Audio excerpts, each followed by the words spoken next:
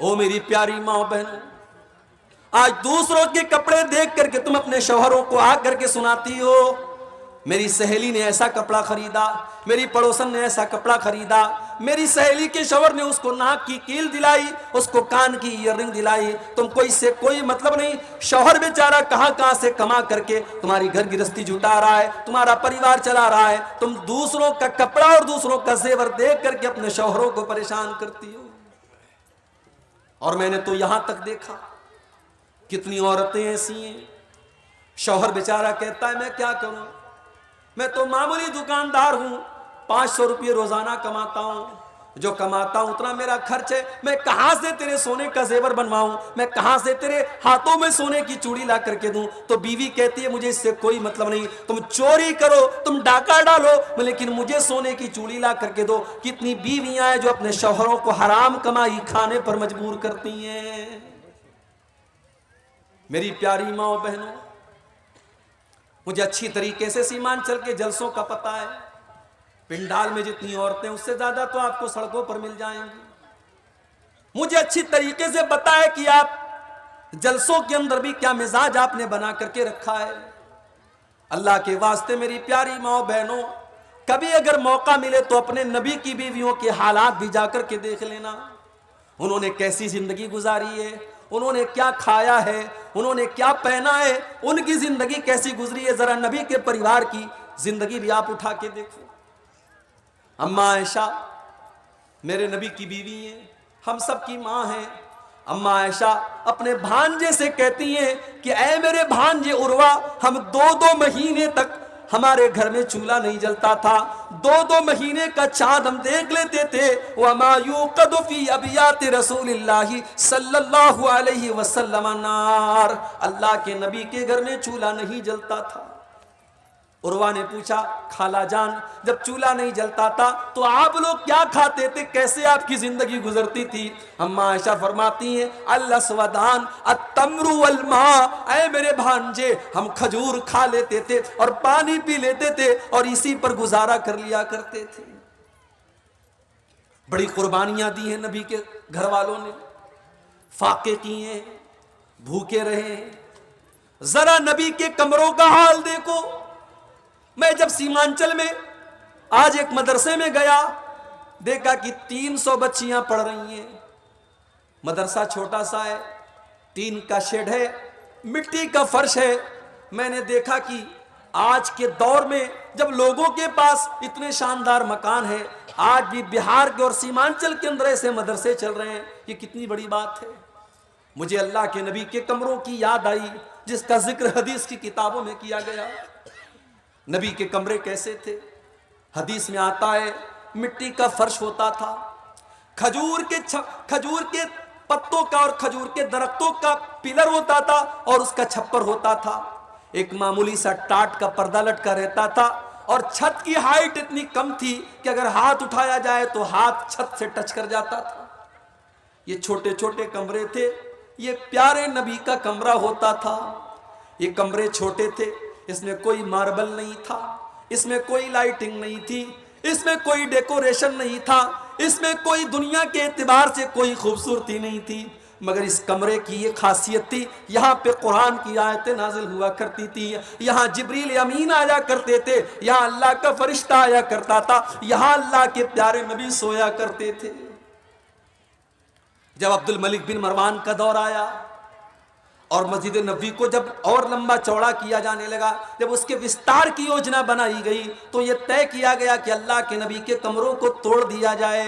उस जमाने में हजरत सईद इब्न मुसय्यब जिंदा थे जो बहुत बड़े ताबई थे। उन्होंने कहा ऐ काश मेरे बस में होता तो मैं मना कर देता कि ओ लोगो अल्लाह के नबी के इन कमरों को न तोड़ो, अल्लाह के नबी के इन कमरों को इनके हाल पर रहने दो, ताकि आने वाली नस्लें देखे कि जनाबे मुहम्मदुर रसूलुल्लाह की बीवियों ने कैसे कमरों में जिंदगी गुजारी है, ताकि आने वाली नस्लें देखे कि उनके नबी ने कैसी जिंदगी गुजारी है।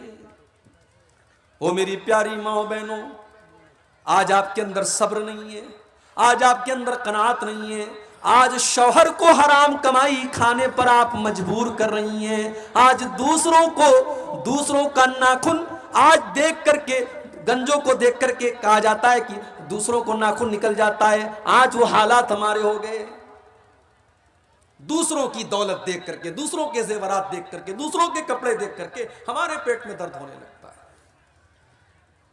अल्लाह के नबी की बीवियों ने एक मर्तबा आपस में मीटिंग की, कहा कि लोगों के घरों में तो बड़ा पैसा आ रहा है और हमें वही सूखी रोटी मिल रही है, हमें जौ की रोटी मिल रही है, हमारे पास वही पुराना कपड़ा है, हमारे पास छोटे छोटे कमरे हैं। अल्लाह के नबी की बीवियां अल्लाह के प्यारे नबी के पास आती हैं और कहती हैं कि अय अल्लाह के नबी, अब हमारा खर्चा भी कुछ बढ़ना चाहिए, अब हमारी आमदनी भी कुछ बढ़नी चाहिए। अय अल्लाह के नबी, कैसर और किसरा की जो बेगम है उनके तो बड़े ठाट बाट हैं। अय अल्लाह के नबी, हम तो आपकी बीवियां हैं, हम तो इस उम्मत की सबसे ज्यादा इज्जत वाली औरतें हैं। हमारी जिंदगी में और हमारी लाइफ स्टाइल में भी कुछ ऐशो आराम आना चाहिए। है अल्लाह के नबी, हमें साल में जो खर्चा दिया जाता है उस खर्चे में कुछ इजाफा होना चाहिए। जाहिर है नबी की बीवियों ने अगर ये डिमांड की तो गलत तो नहीं थी, उनका हक था, उनका अधिकार था। मगर अल्लाह ने कुरान की आयत नाजिल कर दी। अल्लाह ने सूरह अहज़ाब की आयत नंबर 27 और 28 नाजिल कर दी। या अय्युहन नबी कुल लिअज़वाजिका इन कुंतुन्न तुरिदनल हयातद दुनिया व ज़ीनतहा फतअलैना उमत्तिकुन्न व उसर्रिकुन्न सराहन जमीला। ऐ नबी, अपनी बीवियों से कह दो, अगर तुम्हें दुनिया चाहिए, दुनिया की चकाचौंध चाहिए, दुनिया की दौलत चाहिए, दुनिया का कपड़ा लत्ता चाहिए, दुनिया का जेवर चाहिए, तो आ जाओ, मैं तुमको तलाक दे देता हूं और तुमको दुनिया की दौलत दे देता हूं। फिर तुम नबी के घर में नहीं रह सकती, तुम नबी के साथ नहीं रह सकती। व इन कुंतुन्ना तुरिदनल्लाह व रसूलहु वद्दारल आखिरत फइन्नल्लाह अअद्द लिल मुहसिनाति मिनकुन्ना अजरन अज़ीमा। लेकिन अगर तुम्हें अल्लाह से मोहब्बत है, रसूल से मोहब्बत है और आखिरत में अपना घर बनाना चाहती हो, तो जैसे नबी के घर में जिंदगी गुजर रही है वैसी जिंदगी गुजारो और काट लो, अल्लाह तुमको जन्नत अता फरमाएगा। जब ये दो आयतें नाजिल हुई, अल्लाह के प्यारे नबी अपनी सबसे महबूब बीवी हजरत आयशा के पास आए। आए आयशा, तुमसे एक बात पूछना चाहता हूं, सोच समझ के तुम जवाब देना, कोई जल्दी नहीं है। हो सके तो अपने माँ बाप से मशवरा कर लेना, अपने माँ बाप से पूछ करके जवाब देना, लेकिन सोच समझ करके जवाब देना। अय अल्लाह के नबी, क्या बात है, इतना सस्पेंस क्यों है, ये आप इतनी शरायत क्यों लगा रहे हैं, आखिर बात क्या है, मुझे बताइए। अल्लाह के प्यारे नबी ने कुरान की यही दोनों आयतें पढ़ करके सुना दी। अय आयशा, अल्लाह ताला तुमको चॉइस दे रहा है, या तो तुम दुनिया की दौलत ले लो लेकिन नबी को छोड़ के चली जाओ, और या तो नबी के साथ परेशानी उठा लो, तुमको आखिरत की नेमतें मिल जाएंगी। अय आयशा, तुम बताओ तुम्हारी चॉइस क्या है, तुम क्या चाहती हो। ओ मेरी प्यारी माँ बहनों, मैं कुर्बान जाऊं अपनी माँ के ऊपर, मैं कुर्बान जाऊं अम्मा आयशा के ऊपर। अम्मा आयशा ने एक सेकंड भी देर नहीं की, एक सेकंड भी देर नहीं की और फौरन कह दिया, अय अल्लाह के नबी, इख्तरतुल्लाह व रसूलहु व दारल आखिरा। अय अल्लाह के नबी, मेरा जवाब बिल्कुल क्लियर है, मुझे दुनिया नहीं चाहिए, मुझे दुनिया का ऐशो आराम नहीं चाहिए। अय अल्लाह के नबी, मैं दुनिया की दौलत को ठोकर मारती हूँ जो आपको छोड़ करके मुझे दुनिया की दौलत मिले। अय अल्लाह के नबी, मुझे तो अल्लाह चाहिए, मुझे तो अल्लाह का रसूल चाहिए, मुझे तो आखिरत में अपना घर बनाना है। अय अल्लाह के नबी, मैं अपनी डिमांड वापस लेती हूँ, मैं आपको चुनती हूँ, मैं आपके साथ दुनिया में रहूंगी और आखिरत में भी रहूंगी। कभी मौका मिले मेरी प्यारी माँ बहनों, तो जरा नबी अकरम की बीवियों के हालात आप उठाएं।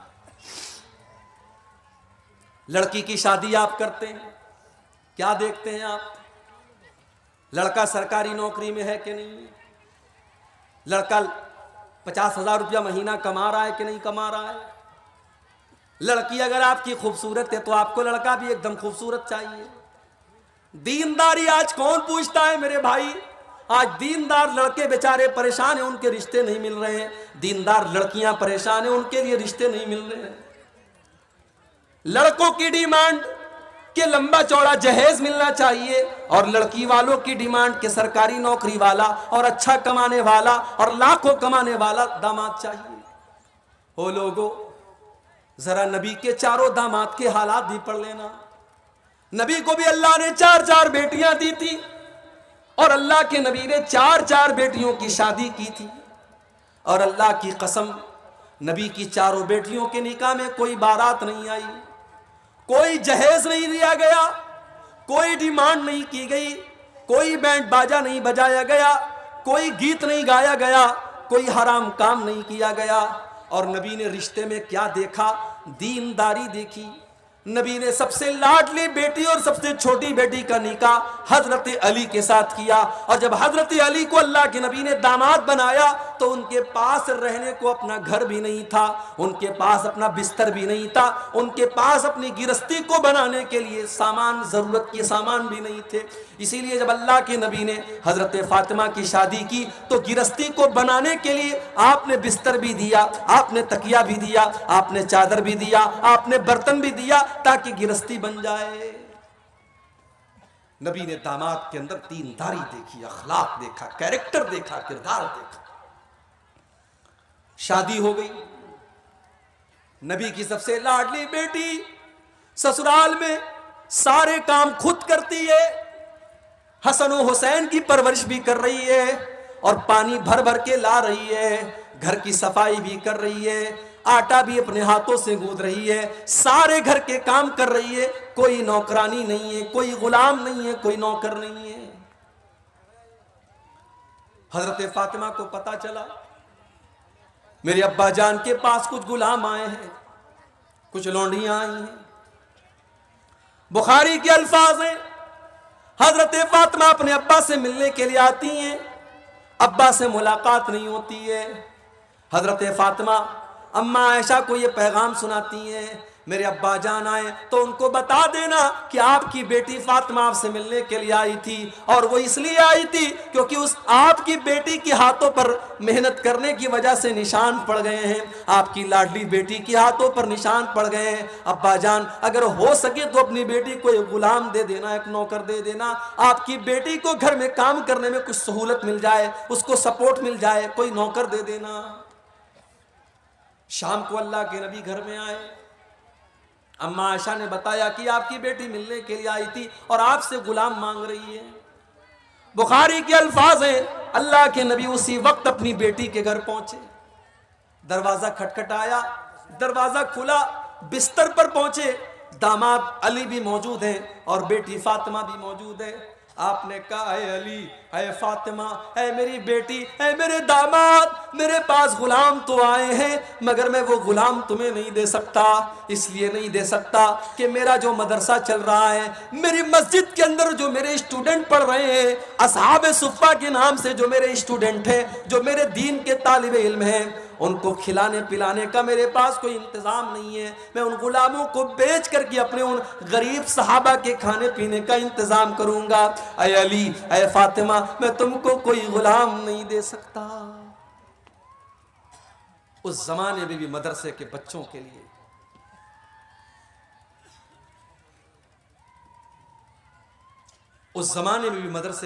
लिए नबी ने चंदा किया है और आज भी चंदा करना पड़ता है। नबी ने अपने परिवार और अपनी फैमिली की जरूरतों को कुर्बान करके अपने मदरसे को चलाया है। और आज भी कितने मदरसे ऐसे हैं जो बड़ी मुश्किल से चलते हैं मेरे भाई, और बड़ी मुश्किलों के बाद इन मदरसों से पढ़ करके कोई आलिम दीन बनता है। लोगों के घरों में लाइन लगा करके जागीर का खाना खा करके ये बच्चे 8 साल 10 साल के बाद आलिम बनते हैं। इनकी कद्र किया करो मेरे भाई, इनकी इज्जत किया करो, ये बड़ी कुर्बानियों के बाद आलिम बनते हैं। ये 1400 साल का इतिहास रहा है कि दीन के इदारे और दीन के मदरसे आसानी से नहीं चलते हैं। नबी ने अपनी बेटी का पेट काटा है, अपना पेट काटा है और अपने मदरसे को चलाया है। कहा है, मेरी बेटी फातिमा, मैं तुम्हें गुलाम नहीं दे सकता, मैं तुम्हें नौकर नहीं दे सकता, लेकिन हाँ मैं तुमको उससे बेहतर एक चीज बता देता हूं। इज़ा अवैतुमा इला फिराशिकुमा फसब्बिहा सलासन व सलासीन व कब्बिरा सलासन व सलासीन वहमदा सलासन व सलासीन। जब तुम बिस्तर पे सोने जाया करो तो 33 बार सुभान अल्लाह पढ़ लिया करो, 33 बार अल्हम्दुलिल्लाह पढ़ लिया करो और 34 बार तुम अल्लाहु अकबर पढ़ लिया करो। फज़ालिकुमा खैरुल लकुमा मिन खादिमिन, तुम्हें किसी नौकर की जरूरत नहीं पड़ेगी, तुम्हारे बदन की सारी थकान दूर हो जाएगी, तुम ये तस्बीह पढ़ के बिस्तर पे सो जाना। नबी ने अपनी बेटी को तस्बीह सिखाई है और हमने अपनी बेटी को क्या सिखाया है?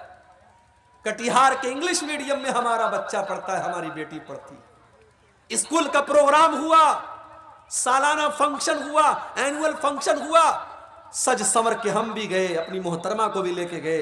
वहां हमारी 10 साल की लड़की नाच रही है बॉलीवुड के किसी गाने पर और हम वीडियो बना रहे हैं और स्टेटस लगा रहे हैं और पूरे खानदान को दिखा रहे हैं, देखो मेरी बेटी मेरा नाम रोशन कर रही है, कितना अच्छा डांस किया हमारी बेटी। नबी ने अपनी बेटी को तस्बीह सिखाई और हम अपने बच्चों को गाना सिखाया। जो बोगे वो काटोगे, जो अपने बच्चों को सिखाओगे कल बड़े होकर के वही सीखेंगे मेरे भाई। नबी ने अपने बच्चों को तस्बीह सिखाई। तरबियत आप करते हैं। नौजवान आज अगर बिगड़ा है, लड़के बिगड़े हैं, लड़कियां बिगड़ी हैं, तो सवाल यह है कि आप क्या कर रहे थे, आपकी जिम्मेदारी क्या थी, आपने अपनी जिम्मेदारी को कितना निभाया। नबी अकरम ने कैसी तरबियत की अपने बच्चों की। ये कैसा शोर आ रहा है? अच्छा उधर कुछ मेरा। सही मुस्लिम के अल्फाज हैं, अल्लाह के नबी अपनी बेटी फातिमा से मिलने के लिए जाते हैं। बड़े गौर से सुनना मेरी माओ बहनों, रात का टाइम है, शाम का टाइम है, अल्लाह के नबी अपनी बेटी फातिमा के घर पहुंचे। दरवाजे पर पहुंचे, कोई चीज आपको नजर आई, आपके चेहरे पर नागवारी का असर जाहिर हुआ, कुछ ऐसा था जो आपको बुरा लगा और आप वापस चले आए। बेटी को पता चला मेरे अब्बा आए थे और आकर के वापस चले गए। बेटा होता तो ध्यान न देता, लेकिन बेटियां बहुत ध्यान देती हैं। बेटियां बहुत ध्यान देती हैं। बेटी तो अपने माँ बाप का चेहरा देख करके पढ़ लेती है कि अब्बा नाराज है, अम्मा नाराज है। माँ बीमार है, बाप बीमार है, बेटी ससुराल में है, मोबाइल पर कॉल गया, बेटी तेरे अब्बू की तबीयत बहुत खराब है।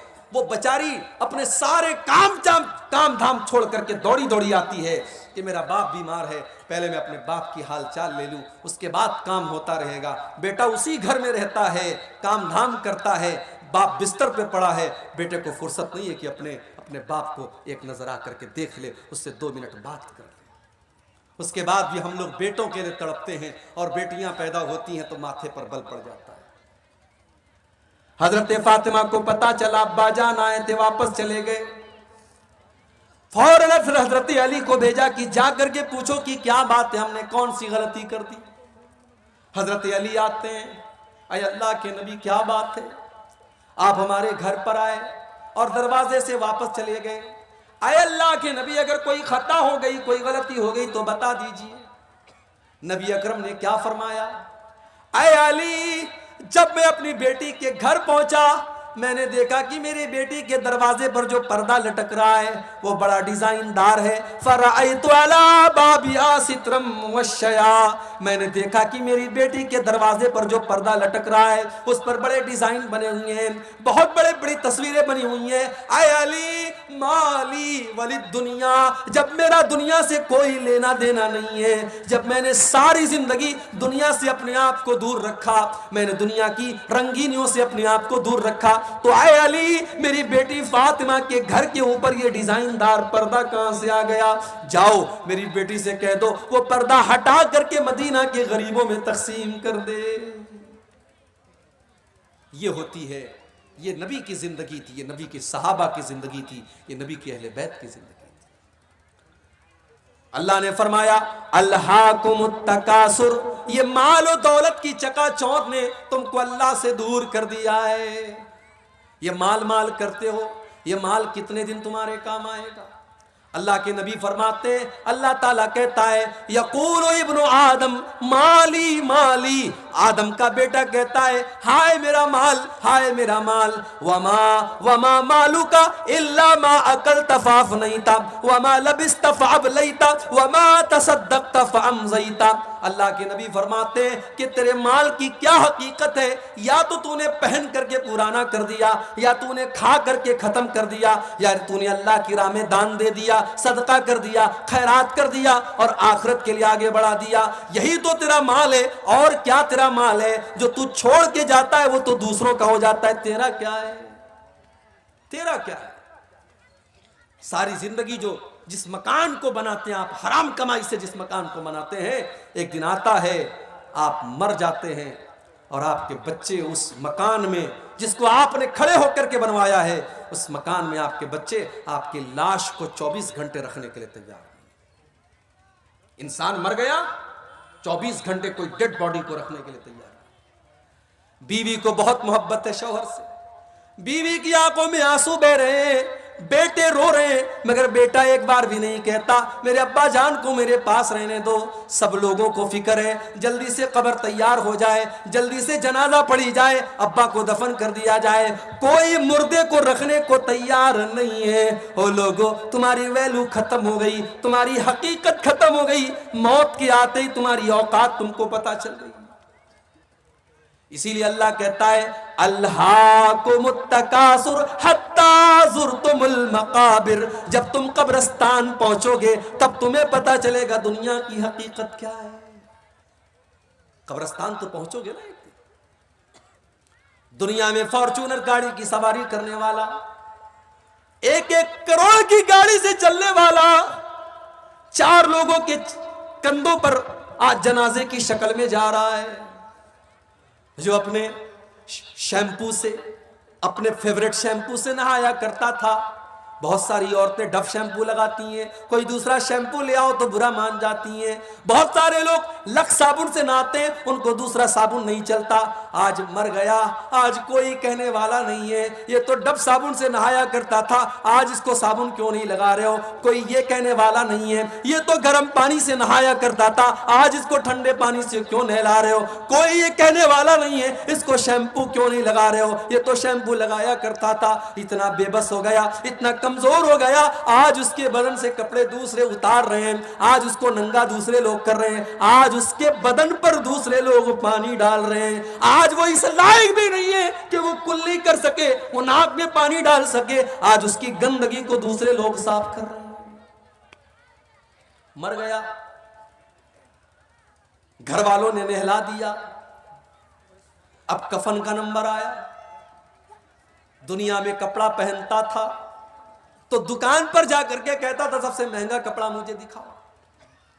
1000 रुपया मीटर वाला कपड़ा पहन करके वो निकलता था और अपने कपड़े का रोब झाड़ता था।